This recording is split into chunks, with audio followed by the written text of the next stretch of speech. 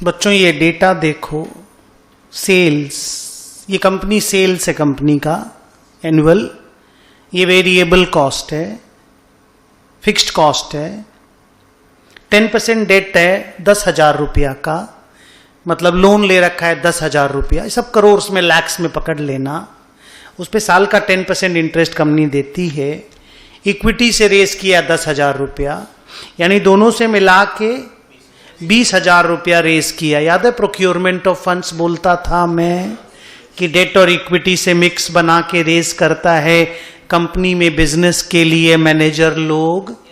तो इसने 20,000 रुपया रेस किया, 20,000 करोड़ पकड़ लो। फिर एक टेक्सटाइल प्लांट खोला है इसने जिसे एनुअल सेल 20,000 करोड़ का होता है, और ऐसा वेरिएबल कॉस्ट फिक्स्ड कॉस्ट का स्ट्रक्चर है। तो हमने आपको बोला हमको एक इनकम स्टेटमेंट बना कर दो, प्रॉफिट आफ्टर टैक्स तक निकाल के, नहीं ईपीएस तक निकाल के दो। चलो ड्रॉ एन इनकम स्टेटमेंट लिखा, एंड फाइंड ईपीएस कर दो वहां, एंड फाइंड ईपीएस।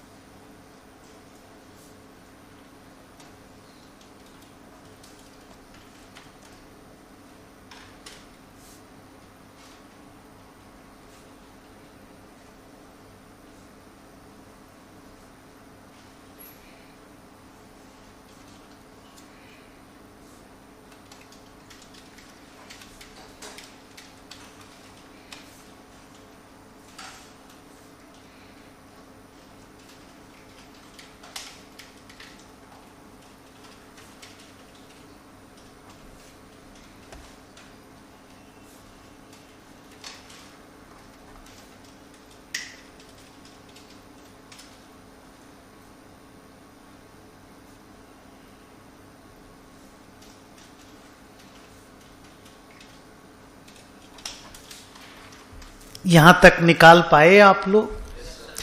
ये जो इनकम स्टेटमेंट आप देख रहे हो ना मेरे बोर्ड पे और आपकी कॉपी में, ये इनकम स्टेटमेंट आपको इस क्लास में कम से कम 30-40 बार बनाना पड़ेगा।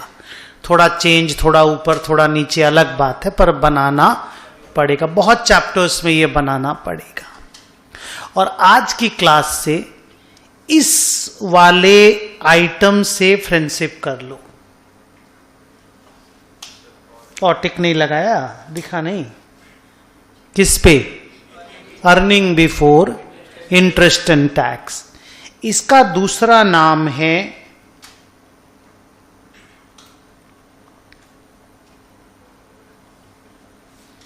क्या नाम है? Operating profit. तो ऑपरेटिंग प्रॉफिट जब मैं बोलूं तो मुंह से ईबीआईटी निकले तुम्हारे, ऐसा माहौल बना लो। क्यों इसको ऑपरेटिंग प्रॉफिट बोलते हैं?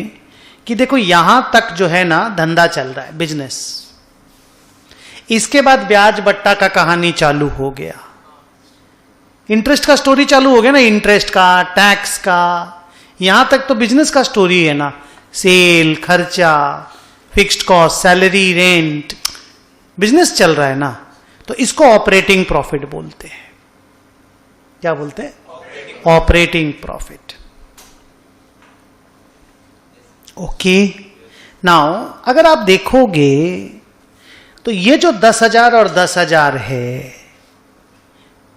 ये क्या है? हमारा कैपिटल है।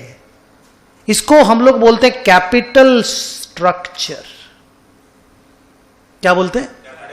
तो कोई आपको बोलेगा इस कंपनी का कैपिटल स्ट्रक्चर बताओ, डरना मत। बोलना this company is financed by debt and equity equally. The total capital of the firm is 20,000. 10,000 is financed by issuance of debt and 10,000 is financed by issue of equity. नहीं समझे? तो sir इतना English में बोलना जरूरी है क्या? नहीं नहीं, माहौल बन रहा धीरे धीरे बेटा, आप कमती कमती वर्ड बोलो ना, कोई दिक्कत नहीं है. आप बोलो कंपनी इक्विटी और डेट से इक्वली फिनांस्ड है. 10,000 का डेट, 10,000 की इक्विटी लेके 20,000 रुपया से कंपनी ने धंधा चालू किया है. इसके बाद इन्वेस्टमेंट की बात होती है कि कंपनी ने टेक्सटाइल के बिजनेस में इन्वेस्ट किया है. कंपनी टेक्सटाइल प्लांट लगा रखी है जिससे एनुअल सेल 20,000 का आता है. वेरिएबल कॉस्ट 60% का बैठता है 12,000 का. तो ग्रॉस प्रॉफिट या कंट्रीब्यूशन 8,000 करोड़ का, करोड़ बोलूंगा माफ कर देना, 8,000 करोड़ का आता है. सैलरी रेंट प्रिंटिंग में 3,000 करोड़ रुपया खर्चा हो जाता है. तो घर में ऑपरेटिंग प्रॉफिट 5,000 करोड़ का बचता है. डेट होल्डर लोगों को इंटरेस्ट बोलना है, डेट होल्डर लोगों को इंटरेस्ट 1,000 करोड़ का देते हैं. तो प्रॉफिट बिफोर टैक्स 4,000 करोड़ का बचता है. निर्मला जी ले जाती है 30%, 1,200 करोड़. तो 2,800 करोड़ रुपया शेयर होल्डर के लिए बचता है. 1,000 शेयर है, 1,000 शेयर है तो एक शेयर के पीछे का अर्निंग 2.80 का है. ये जो सीरियली हमने बोला, सिस्टमैटिकली हमने बोला, तुम भी 7-8 क्लास के बाद बोलने लग जाओगे. पर ये बोलना जरूरी नहीं है, ये बना पाना जरूरी है. ओके, नाउ इस कंपनी में बिना रेडियो लेवरेज का चैप्टर स्टार्ट हो रहा है. इस कंपनी में बिना इन्वेस्टमेंट के, बिना फर्दर इन्वेस्टमेंट के प्रोडक्शन का स्कोप है, सेल बढ़ाने का स्कोप है. कंपनी अभी भी अपने फुल प्रोडक्शन कैपेसिटी पे काम नहीं कर रहा है. ये डेटा मैंने तुमको दिया, इंफॉर्मेशन. तो लिवरेज का चैप्टर स्टार्ट होगा. मैंने आपको बोला लिवरेज 3 तरह का होता है. ऑपरेटिंग लिवरेज, फाइनेंशियल लिवरेज और कंबाइंड लिवरेज. ये लिवरेज के चैप्टर के अंदर घुस रहे हैं. वैसे लिवरेज का डेफिनेशन है use of debt in the business. क्या इस बिजनेस में डेट यूज हो रहा है? तो आप क्या बोलेंगे? दिस कंपनी इज लिवर्ड फर्म या दिस फर्म इज लिवर्ड फर्म. हम लोग एफएम की क्लास में ना कंपनी को फर्म बोलेंगे, FIRM. पार्टनरशिप फर्म बोलते हैं ना, वैसे कॉर्पोरेट फर्म तो फर्म बोलेंगे. हाँ,